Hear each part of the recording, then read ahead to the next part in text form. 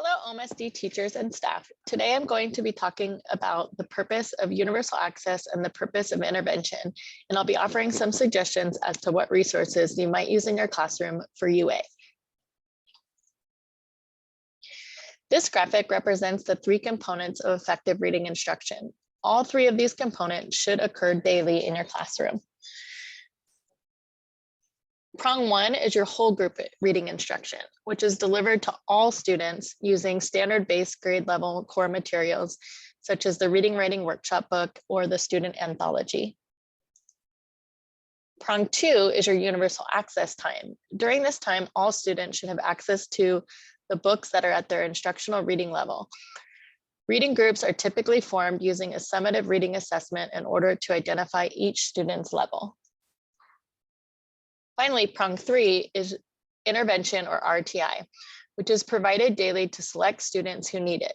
This instruction is skills-based, where the goal is to provide students with additional instruction and support in a specific area where he or she is struggling.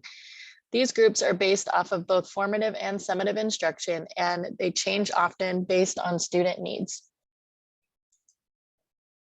Today, we'll take a closer look at universal access and I'll offer some suggestions of what types of activities our curriculum offers to support students during this time of day. Let's first talk about what students will do in their level groups with the teacher. The top recommendation is to use the leveled readers because they are directly connected to the core and give students an opportunity to practice the same skills and strategies with a book that is at their instructional level. Each week, there will be 4 different books to choose from.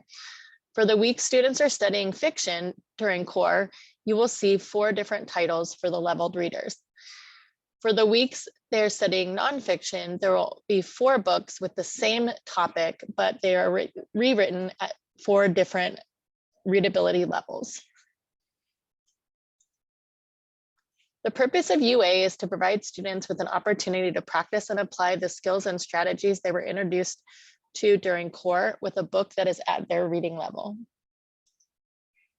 You will see in your TE in the golden pages, there's a lesson plan that coincides with each level. It will go over suggestions for what to do before, during, and after reading. You'll also see suggestions that are directly related to what the students have been learning in core.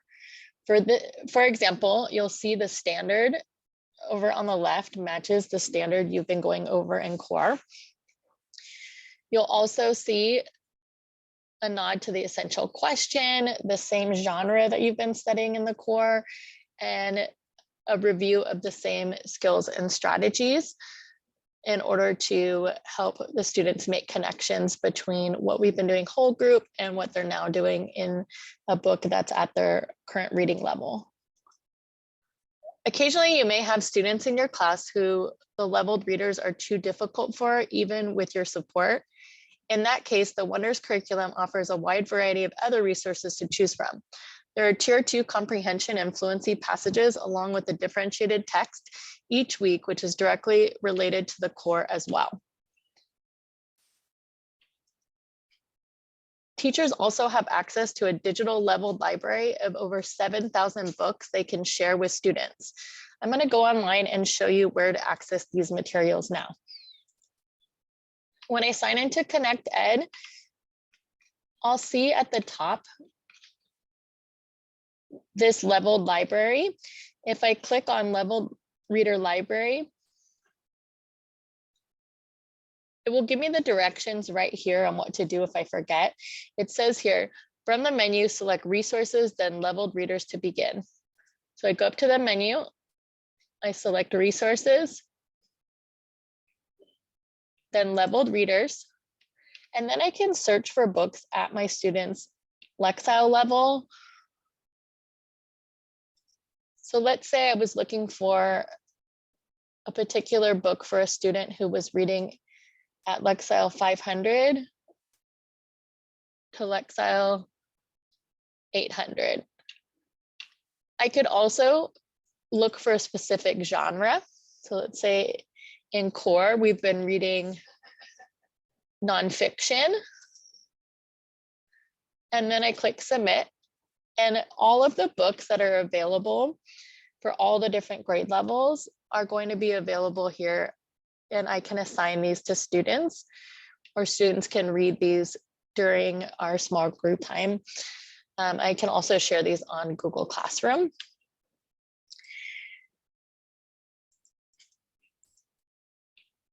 I'm going to go back to Connect Ed and show you where to access the other resources.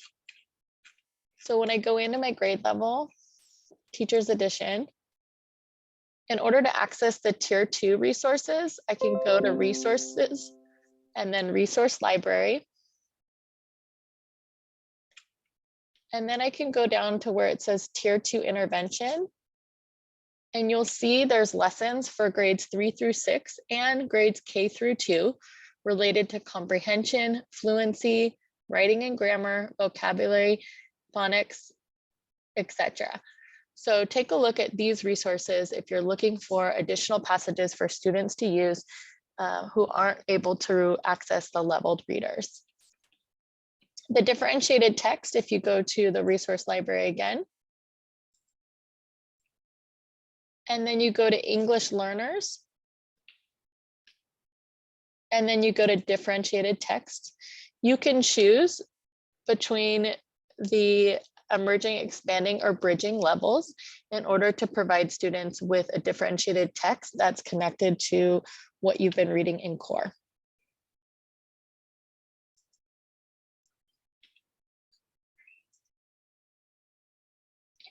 In addition to choosing what books your students will read with you when they're meeting in your small group, teachers will also need to plan what the rest of the students will be doing when they're not reading with them.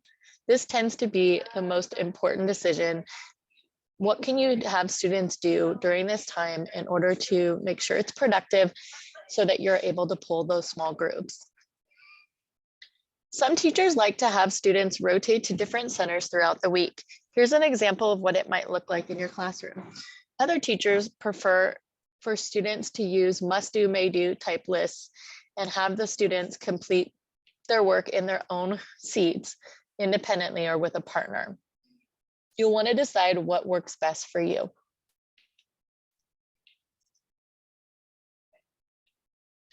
No matter which structure you choose, the tasks that students are completing during UA should be high quality, meaningful, and rigorous tasks.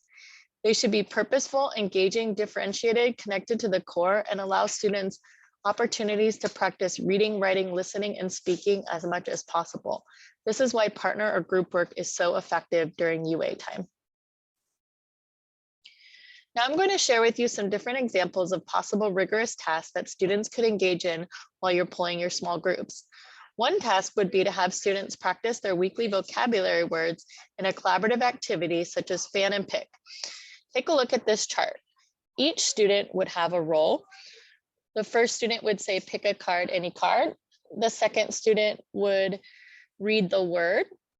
The third student would provide with the fourth student with a definition and a sentence. And the last student would have to say their own sentence using that vocabulary word in context. Let's take a look at what this looks like in an OMSD classroom. Go. Pick a card and a card. Grayson, your word is courage. Courage means being brave during a difficult situation. Ethan, your sentence is, it takes a lot of courage to blank.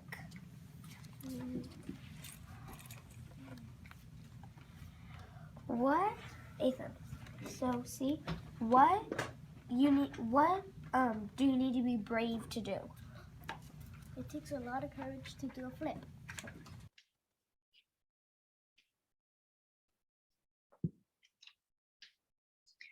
So you can see how with the students working in a group, they can support each other with the vocabulary as they're learning alongside one another.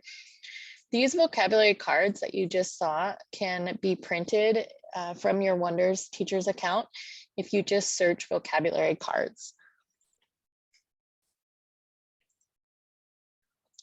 Another activity that is rigorous and supportive to students to do during this time is for them to do spelling word sorts with a partner.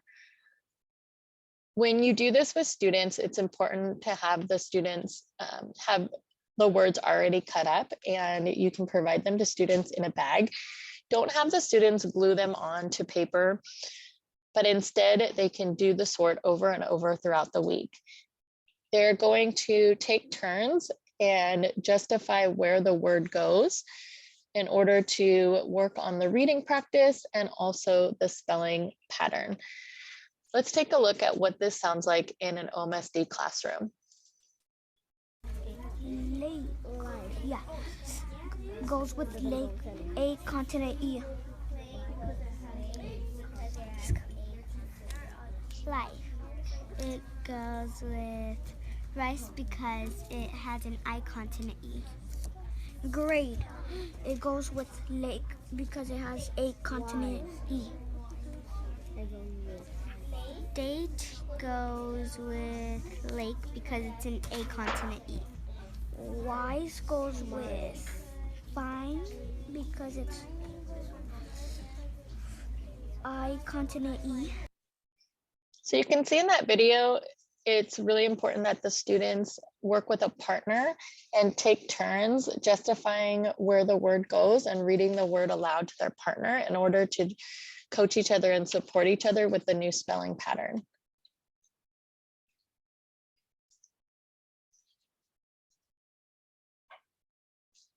Another activity that you can have students do during this time would be to work on fluency. There are comprehension and fluency passages in the Your Turn practice book every week. There are also opportunities for the students to reread the anthology, the reading and writing workshop book, or their leveled reader with a partner in order to work on fluency. Each week, students could also do an activity related to the comprehension skills and strategies that are being introduced in core. These graphic organizers are available one per week in order to give students an extra opportunity to apply it to their leveled reader. These mini quizzes are also available in your Wonders program that you can assign to students in order to have them take a mini quiz on the comprehension skill or strategy for the week. Genre writing is also a great thing for students to work on during UA while you pulse small groups. If you are providing writing instruction during your writing time and students need opportunities to write more independently to work on their individual writing pieces, it's a great idea to have them work on that during these center times. Your TE also offers suggestions for mini research and inquiry projects that are tied to the core. So I would take a look every week and see what are these little projects that students could be working on that is related to some of the concepts that are being covered. You can also assign digital activities through the Wonders student dashboard or Google Classroom in order to support student learning. Certain weeks, it may also be a good idea to conduct science or social studies research related to the core text. So depending on what students are reading, you can find supplemental resources for them to research during center time. You can also find connections in our science curriculum.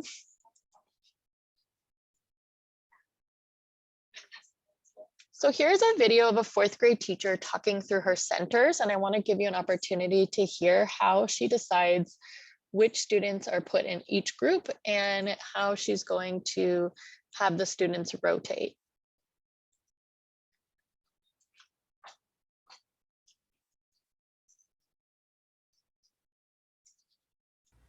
These are my UA centers for McGraw-Hill 4th grade. I get a lot of questions about them, so I thought I'd explain them a little. I have the students grouped by their SRI score from the end of last year, May, and then the colors go with the little readers in McGraw-Hill. So the purple groups use the purple book, the green, the blue, the orange, so on. I have 6 centers. The first is Lexia, which is a computer program that bases what they do on the computer off of their level. The next one is Teacher Time. During that time, we practice fluency, comprehension, we use the little readers, and some of the groups that still need help with sight words do practice sight words. The practice book notebook is the Your Turn practice book, and it says the page number on it so the students know what page to work on. Computers is the McGraw-Hill program. They practice their spelling, their grammar, and their vocabulary for the week with games that I assign to them on the computer. The writing is the writing fluency from McGraw-Hill days 1 and 3. They do those in their journals. They glue in a little piece of paper that has the prompt on it, and then they write. And then seat work is also with the little readers. It's questions about the story, and then the back side has a graphic organizer that we're using for the week. And to make it easier to move the students around, I have Velcro on the back of the little pieces of laminated construction paper, and as we rotate, I just move them through with the Velcro. Also, I wrote the names and their SRI score with a whiteboard marker, so that way I can just erase it each time they retest for the SRI program. These are the UA buckets. In the yellow one, you can see the writing prompt. It's the writing fluency from day 1 or day 3. They just get it, they glue it into their journal, and then they write about the prompt. This is the seat work. One side has the graphic organizer, and then the other side has the questions about the little readers that they're reading. There's extra little readers in the bucket, so if they lose theirs, and then this is the Your Turn practice book that they also use at their seat. So that's just one example of what it might look like in a classroom when students are rotating and working on different center activities throughout the week.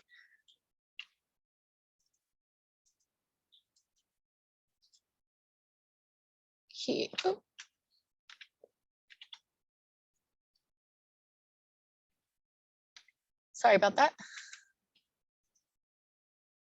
Okay, here's a sample schedule that you could use to help you create your own schedule. Notice that the goal would be to see 2 to 3 groups per day for about 15 minutes at a time. And you would want to see your lowest readers, your most intensive readers, as many times as possible throughout the week. And maybe you only meet with your advanced students 1 or 2 times a week, depending on how much time you have. So thinking about how you might set up these rotations. Here are some additional things to consider when you're planning for your UA. You might think about how long your UA rotations will be, what data you'll use to group your students, how many groups you're going to have, how many groups you will see a day, what different centers will students do during each week, and how will you differentiate them? How will you introduce each task and establish a routine for students? And how will you hold students accountable for the work during this time when you're pulling small groups? Please reach out if you have any other questions or you would like support in the area of UA or RTI. You can always contact me directly. My email is laura.smart@omsd.net. And you can also reach out to me if you want me to come and take a look at your UA or offer any specific suggestions. Thank you so much for taking the time to watch my video. Thanks for watching this episode of the Curriculum Cafe. Click like and subscribe to join the cafe for more classroom tips from the TOA team.